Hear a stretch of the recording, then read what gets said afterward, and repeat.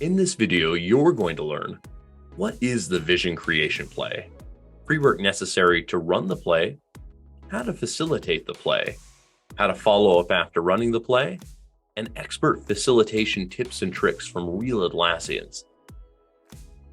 Have you heard rumblings from your team that they just really don't understand what they're working on or why they're doing it? Or based on the work your team's produced, does it seem like you're not really meeting the customer needs? Or do you find you and your team all feel like you're just doing a bunch of tasks? You're not doing amazing work. Well, if you're nodding your head to any of these statements, my guess is you don't have a compelling vision statement. The vision creation play is designed to help you paint a picture for your team of what the future looks like for your products and customers. Designed to help build a shared understanding, the play is all about helping you understand where you're going so you can understand what you're going to build. That way, you don't just build things, you build the right things. Ideally run when a new team forms or new project starts, the vision creation play is foundational to ensuring that your teams have a proper level of strategic guidance when they get started with work. The most important part of the vision creation play is the pre-work, because much of the play is focused on having your team react and provide feedback to the information you present to them. As a leader, you own the vision, and yes, I mean you, but you need to make sure that your team is bought into where you're trying to go. Vision creation is a very collaborative process with both async and sync elements involved. So I usually recommend using a digital tool when running this play. I hear that the Trello template out there for vision creation is awesome. So let's get started. Let's say we're on a project to build the next generation VR headset. Easy, right? So we all probably have an idea of what that vision could be, but what we need to do is we need to figure out what that vision should be for our organization. In order to do this, we need to go gather a bunch of information from our organization to help us better understand the context of the problem. Information like company mission, company values, business outcomes, and any expectations for your teams to achieve and by when, as well as customer personas you'll be focused on. Using the information you've gathered, it's time to actually construct the goal you want to achieve. Use the following format to help guide you in that process. It is a specific period in time in the future, and when we achieve our goal, what does that look like? Easy, right? Now, let me just emphasize the importance of creating that time frame as well as that end state on your goal. The reason we do this is it helps create guardrails around where we're going. That way we don't just leave it open-ended and not really have like a place we're shooting for.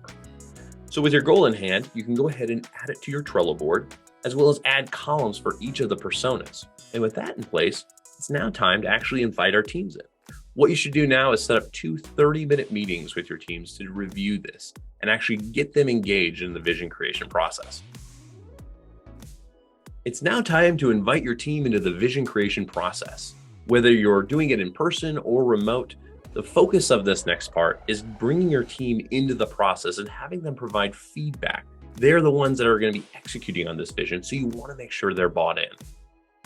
During the first session, you're going to review the goal with your team and then ask them to picture the impact of that goal on those targeted personas. Let's say your goal is to be the preferred VR headset provider by the year 2030. Awesome. Well, what is the impact of that on each of those personas? Have your team spend 10 to 15 minutes just kind of brainstorming on each one of those persona columns. What's the impact? Have them ask questions like, how do they feel about it?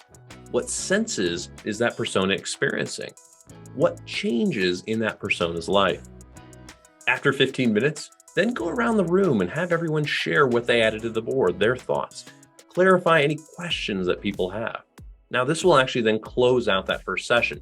But before you leave that session, tell your team that you're going to leave the board open for another 24 hours for them to continue to provide feedback. That asynchronous feedback is really good to help people who may not be fully thinking about it yet to bring out some ideas in the long term. So leave it open for an extra 24 hours.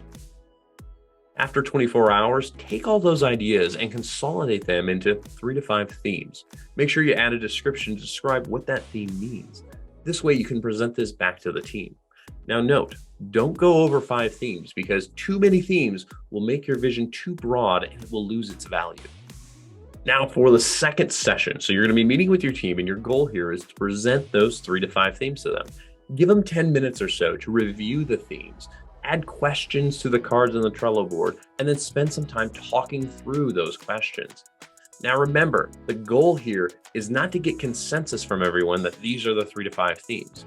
As the leader, you own the vision, but your goal is to get as much information as possible in order to create the most compelling vision possible. But at the end of the day, it's still you that makes that decision. Now that you receive feedback on the themes from your teams, you can start consolidating all that information to a final polished document. I typically like to use Confluence for that. That way I can share it out with my team and the rest of my organization. And that's it. Nothing more to that. At this point, you'll have created that initial vision to help drive the direction of your team and organization. And here's the thing. Vision creation is just that. It's just the first step in that long journey towards building something amazing. But I argue that it is the most critical step of the entire journey, because it's this step that dictates the direction of each future step along the way. When establishing your goal, don't get too caught up on feeling that you have to gather all the extra information. Trust what you know and where you want to go. If you know what your goal is, then run with it.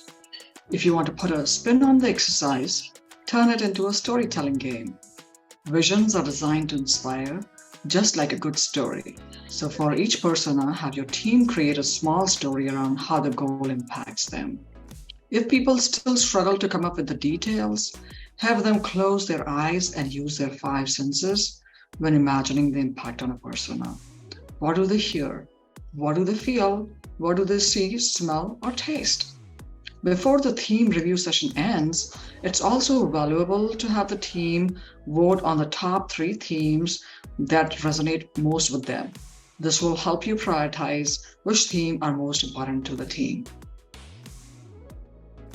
So if you're trying to do something big, if you're trying to inspire people to think differently, maybe moving from that outputs-focused mindset to an outcomes-driven mindset, then providing your team with an inspiring vision is the fastest and easiest way to move forward in this direction.